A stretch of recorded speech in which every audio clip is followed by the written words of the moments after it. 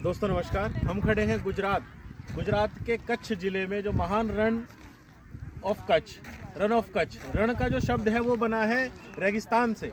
रेगिस्तान, और वो भी नमकीन, वो भी ऐसा रेगिस्तान जो करीब 4 महीने पानी में रहता है और 8 महीने समुद्र तल से वो जो धरती है वो उभर जाती है।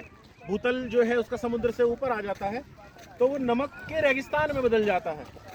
ये क्षेत्र बिल्कुल पाकिस्तान से पश्चिमी सीमा जो इसकी रण ऑफ कच्छ जिले की है, जो नमकीन का दलदल कहा जाता है, नमकीन दलदल, ये पाकिस्तान से जुड़ा हुआ है।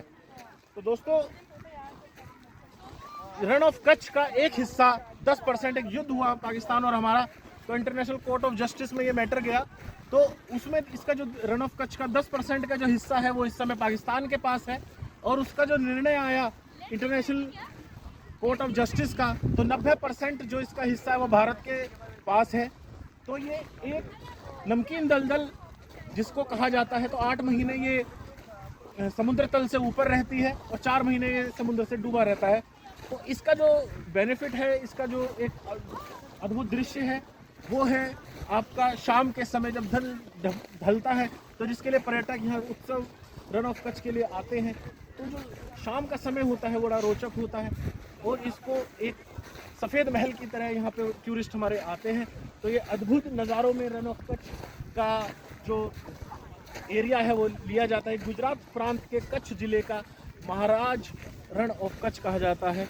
तो दोस्तों, ये एक अद्भुत दृश्य कि चारों तरफ आप मानो कि आप समुंदर में हैं।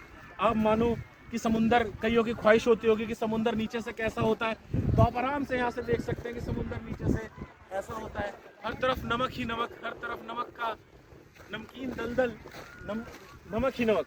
तो बस मुझे दुख इस बात का है कि इसका 10% हिस्सा जो हमारे देश का था वो उनके अनैतिकता के कारण, उनके आपराधिक के कारण हमारे पाकिस्तान में चला गया। मगर अब भी 90% हिस्सा रण ऑफ कच्छ का हमारे देशवासियों के पास है। तो ज़रूर आइए और देखिए रण ऑफ कच्छ, हमारे भारत का एक अद्भुत दृश्य। और यहाँ आकर आपको महसूस होगा कि आप एक ऐसी जन्नत को खो देंगे अगर यहाँ नहीं आए, कि अतुल्य भारत।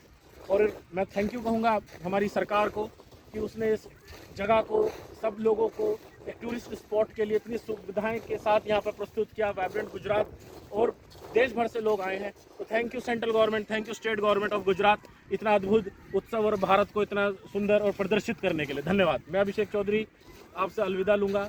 Gujarat, thank you.